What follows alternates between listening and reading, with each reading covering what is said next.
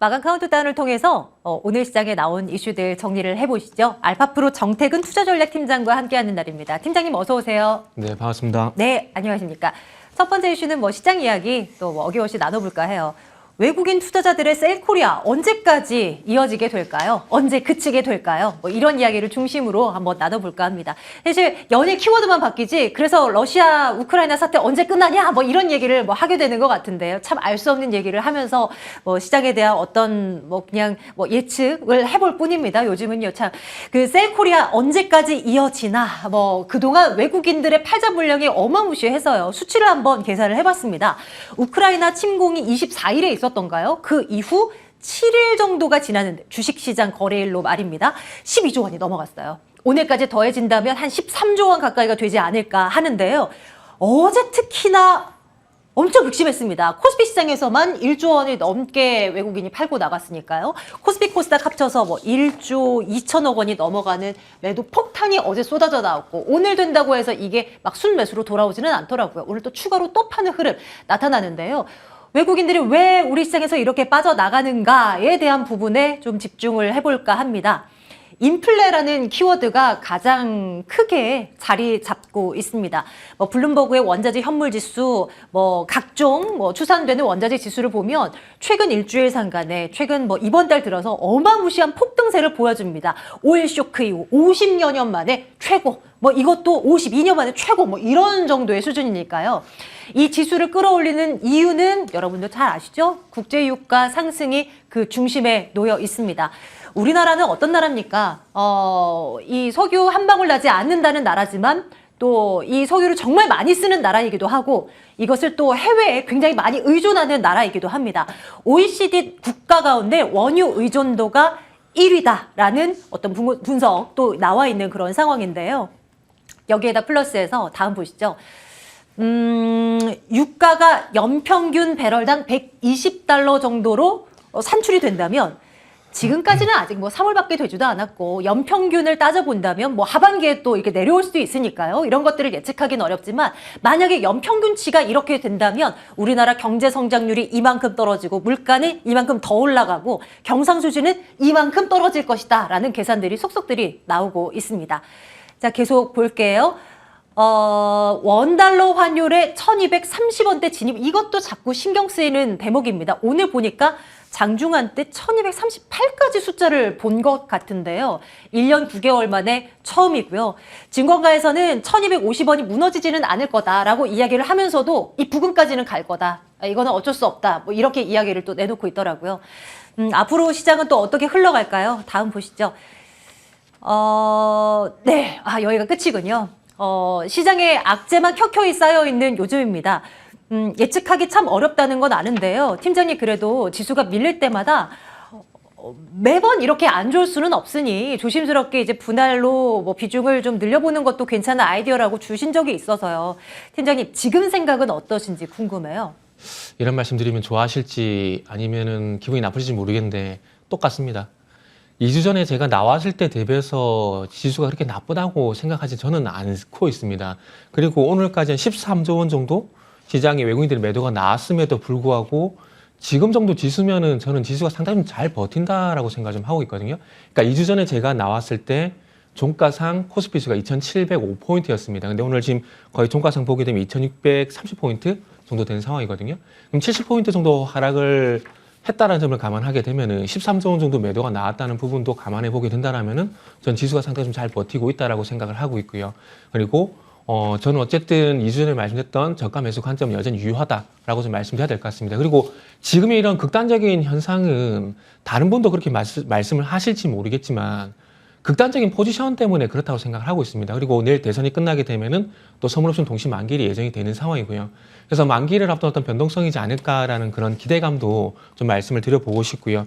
저는 개인적으로 어쨌든 이 러시아 사태가 저 개인적으로 예상하는 부분은 5대4라고 하고 있는 흑해 항구만 만약에 점령을 하게 된다라면은 러시아가 휴전에 대해서 제의를 하지 않을까 그런 좀 생각을 하고 있는데 무슨 얘기냐면은 지금 우크라이나 관련된 뉴스가 나오고 있는 부분들이 키예프라든지 북부 쪽에 상당히 많이 집중이 되는데 실적으로는 크림반도라든지 그리고 헤르손이라든지 이런 쪽 그 남부 쪽 지역에 대한 얘기는 전혀 안 나오고 있는 상황입니다. 근데 이 지역을 왜 제가 말씀을 드리냐면은 2014년도에 군사적 요충지를 할 수 있는 크림 반도를 점령을 했고요. 그리고 이제 헤르손 같은 경우에는 그 우크라이나의 밀 생산의 60%를 이제 담당을 하고 있는 상황입니다. 그래서 지금 크림 반도, 헤르손 그리고 이제 좌측으로 이제 오데사라는 지역인데 그 오데사가 우리나라의 부산항과 같은 역할을 한다 보시면 될 것 같아요. 그러면 지금 어쨌든 러시아는 크림 반도와 그 본토를 연결하는 계획에 성공을 했다라고 저는 봐집니다. 그리고 이 오데사까지 만약에 점령을 하게 된다라면은 러시아가 얻을 만한 실익은 저는 다 얻었다고 생각을 하고 있습니다. 공업 지역, 밀생산 지역, 흑해 관문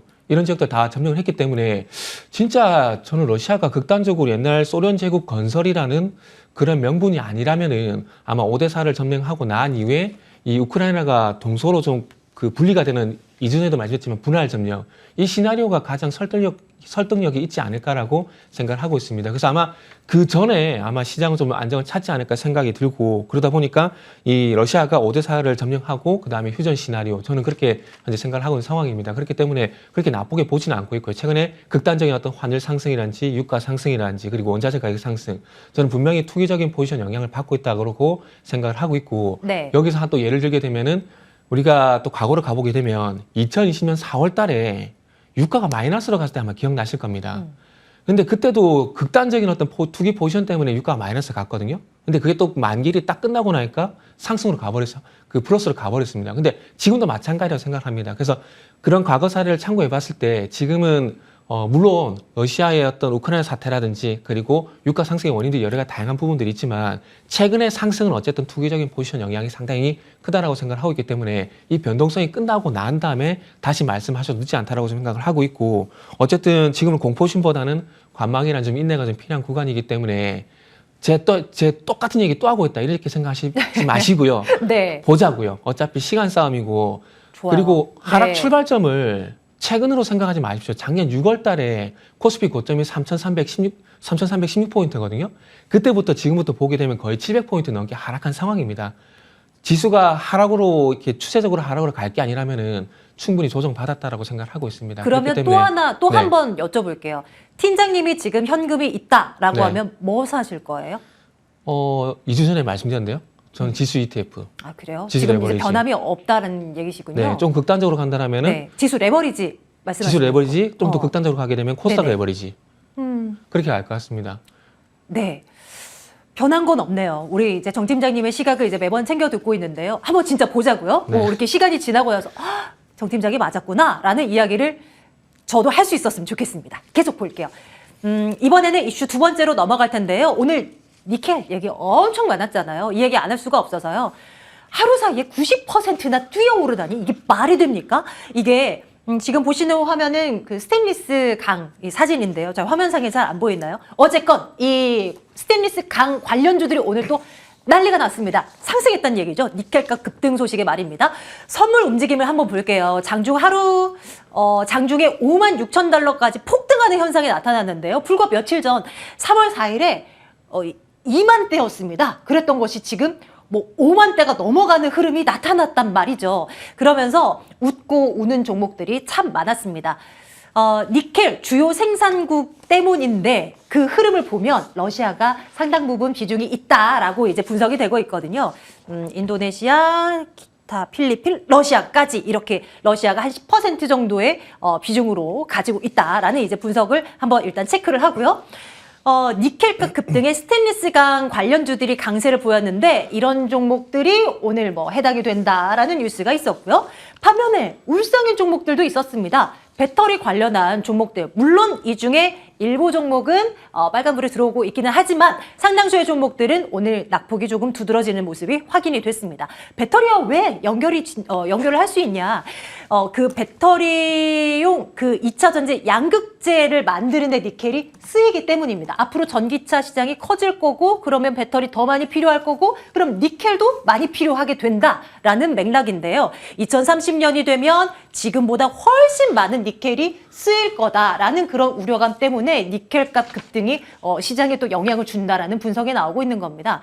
뭐 니켈값 급등과 관련해서는 팀장님 그럼 이것도 네. 그냥 뭐 일시적인 현상이다라고 보시는 건지 어떻습니까? 그 조금 전에 죄송합니다. 그 조금 전에 우리가 니켈 차트 봤잖아요. 네. 그게 선물 차트거든요. 네. 그 최근까지 큰 변동성이 없다가 어저께 갑자기 장중에 5만 6천 달러에 갔는데 이게 정말 수요가 있어서 그 가게에 갔을까요? 이건 투기적 포지션으로 봐야 되는 게 맞다라는 겁니다. 그리고 현물 차트가 아니라 선물 차트잖아요. 상품 거래소에서 거래를 하고 있는 선물 가격이지 않습니까? 그렇기 때문에 투기적인 포지션이 맞다라고 저는 생각을 좀 하고 있고요. 그래서 이제 이 니켈 가격 상승이 어떤 영향이 있을 것인가? 그냥 관련 종목하고 업종으로 좀 제한되지 않을까라고 생각을 하고 있습니다. 니켈 가격이 결국 2차 전지와 연관성이 있는데 지금 2차 전지가 시장에서 주도주 역할을 할까요? 아니다라는 겁니다. 그러니까 뭐 삼성 SDI라든지 에코프로비움이라든지 그리고 LG 에너지 솔루션이라고 그래야 되겠죠. 이런 종목들이 작년 6월 달 이후에 주도주에서 이미 저는 탈락했다고 생각하고 있습니다. 그러니까 비대면에서 대면으로 이 얘기 기억나시죠? 비대면에서 대면으로 넘어가게 되면서 주도주가 바뀌고 있는 상황이고 여기서 2차 전지 관련된 종목들이 더 하락을 한다고 하더라도 제가 볼 땐 시장에 대한 영향 크게 없다라고 생각을 하고 있습니다. 왜? 주도주에서 탈락을 했기 때문에. 그렇기 때문에 업종이란지 뭐 종목으로 보게 되면은 뭐 영향력이 없다라고 할 수는 없겠지만은 시장 전체적으로 보게 되면은 이 니켈 가격 상승과 2차 전지에 관련 영향력은 그래도 크지 않다라고 보는 게 맞을 것 같습니다. 그러다 보니까 아무래도 니켈 관련주 같은 경우는 종목에 뭐 제한이 된다라고 좀 볼 수밖에 없을 것 같고요. 그래서 최근에 뭐 원자재 관련된 종목들 테마 많이 보셨지 않습니까?